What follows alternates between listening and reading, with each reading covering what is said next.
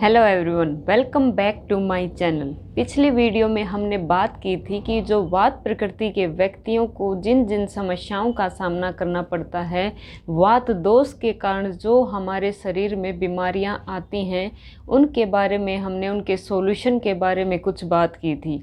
आज की वीडियो में हम कफ जो प्रवृत्ति के व्यक्ति हैं उनका क्या शारीरिक और जो है मानसिक उनके लक्षण क्या होते हैं, शारीरिक ढांचा उनका कैसा होता है, तो इस बारे में आज हम आपसे बात करेंगे। तो चलिए लेट्स स्टार्ट। अगर इनके शारीरिक ढांचे की बात करते हैं तो उसमें बड़ापन ज़्यादा पाया जाता है। मतलब उनके हाथ भी बड़े, उनके पैर भी बड़े, उनका चेहरा देखेंगे तो भी बड़ा, फोरहेड भी बड़ा, ठीक है। उनके होठ, कान, हर चीज़ जो है, बॉडी का हर पार्ट उनका जो है बड़ा होता है। कफ प्रकृति के व्यक्ति में दूसरों के कंपैरिजन में मोटापा ज़्यादा होता है। उसका रीज़न क्या है कि इनकी जो हड्डियां होती हैं ना, वो ऑलरेडी मोटी होती हैं। दूसरा है ये अपने हर काम को धीरे धीरे करते हैं। हर काम में सहजता इनको बहुत पसंद होती है।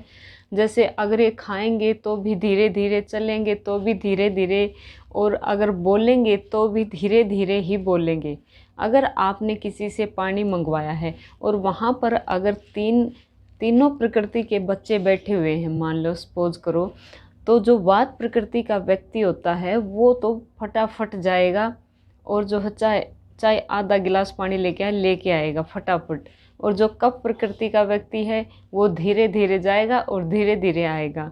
और जो पित्त वाला है उसको तो हमें जो है प्लीज़ कह के पानी मंगवाना पड़ेगा, क्योंकि वो तो उसके अंदर एक अलग ही नेचर होता है। वो सोचता है कि वो दूसरों पर एहसान कर रहा है, दूसरों का कल्याण कर रहा है, तो इसीलिए हमें उसको प्लीज़ कह के पानी मंगवाना पड़ता है। नेक्स्ट है, इनके जो बाल होते हैं वो बहुत ही सुंदर और घने होते हैं।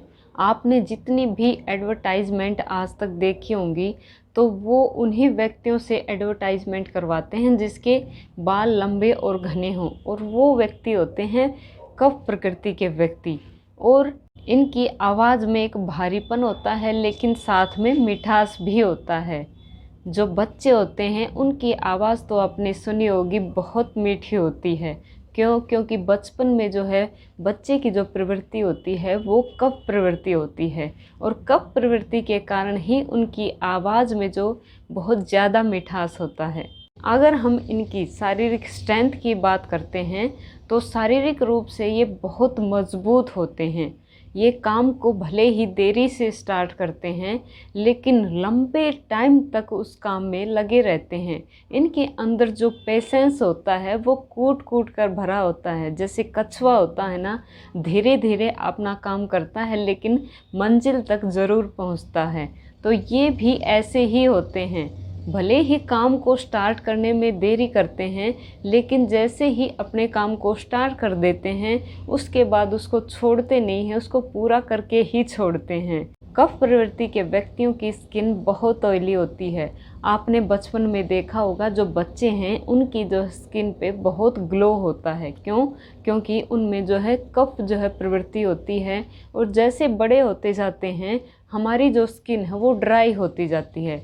लेकिन जो कफ प्रवृत्ति का व्यक्ति है बाद में भी उसकी जो है स्किन पे जो है एक ग्लो बना रहता है। इनको भूख ज़्यादा नहीं लगती। अगर ये एक बार भर पेट खाना खा लेते हैं तो उसके बाद जो है कई घंटे तक ये जो है बिना खाए भी रह सकते हैं। और इनका जो सोना है वो बहुत पसंदीदा काम है। कई घंटों तक लगातार ये सो सकते हैं। कफ प्रवृत्ति के व्यक्ति चीज़ों को भले ही देर से समझते हैं, लेकिन ये उनको बड़े ही लंबे टाइम तक याद रखते हैं। अगर इनको कोई बात अच्छे से समझ में आ जाती है तो वो उसको भूलते नहीं हैं। इनको गुस्सा बहुत कम आता है, लेकिन अगर किसी से गुस्सा हो जाते हैं तो जल्दी से फिर मानते भी नहीं हैं। लंबे टाइम तक अपने गुस्से को बनाए रखते हैं। ये बड़े ही शांत नेचर के होते हैं। जैसे आपने कुछ बच्चे देखे होंगे, उनको कोई भी ले लो, वो सब के साथ जो है बड़े प्यार से जो है खेलते हैं, खाते पीते हैं और मस्त रहते हैं। तो ये जो है कफ प्रवृत्ति के बच्चे होते हैं। इनके जीवन में ज़्यादा शो ऑफ नहीं होता। ये बहुत ही सिंपल सादा जीवन व्यतीत करते हैं। दिखावा ज़्यादा इनको पसंद नहीं होता है, ये अपना सिंपल जो है लाइफ जीते हैं।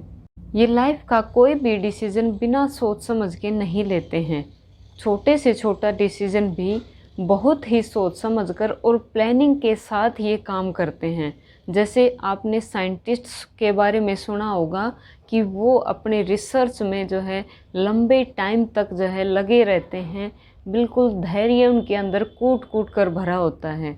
तो वो जो साइंटिस्ट है वो कफ प्रवृत्ति के व्यक्ति होते हैं। हर तरीके के लड़ाई झगड़े से ये दूर रहते हैं, अपनी लाइफ में शांति बनाए रखने की ये पूरी कोशिश करते हैं और अपने काम को करने के लिए इनको कितनी भी जो है तकलीफ़ क्यों ना जो है सहन करनी पड़ जाए, ये बिल्कुल नहीं घबराते हैं, मुसीबतों का डटकर सामना करते हैं। ये अपने छोटे छोटे सामान को बहुत संभाल कर रखते हैं, उसी में इनको बहुत ज़्यादा खुशी मिलती है। और जो कफ प्रवृत्ति का व्यक्ति है वो दूसरों के साथ रिलेशंस को मेंटेन करने में बहुत ही माहिर होता है। वो उसके जो रिश्ते होंगे भले ही कम होंगे, लेकिन जितने भी रिश्ते होंगे बहुत मजबूत होंगे और लंबे टाइम तक जो है चलने वाले होंगे। इसलिए अगर कोई भी कफ प्रवृत्ति का व्यक्ति है तो उसके साथ आपकी दोस्ती बड़े लंबे टाइम तक चलने वाली है। इनका जो नेचर है बहुत गंभीर जो है टाइप का होता है, मतलब ये किसी की अटेंशन पाने की बिल्कुल भी कोशिश नहीं करते हैं। लोग इनकी तारीफ़ भी करते हैं तो ये थोड़ा असहज महसूस करते हैं, स्टेज पर जाते हुए घबराते हैं। अगर कोई इनकी जो है तारीफ़ किया जा रहा है तो ये थोड़ा ऑकवर्ड सा फील करते हैं। क्षमा करने का इनका नेचर होता है, ये दूसरे बंदे को बहुत जल्दी जो है उसकी गलतियों के लिए उसको माफ़ कर देते हैं। लेकिन कोई बंदा अगर बार बार जो है गलती कर रहा है, इनको समझने की कोशिश नहीं कर रहा है, तो ये फिर जो है उसको दंड दिए बिना छोड़ते भी नहीं हैं। इनका जो नेचर होता है वो बहुत कोमल होता है।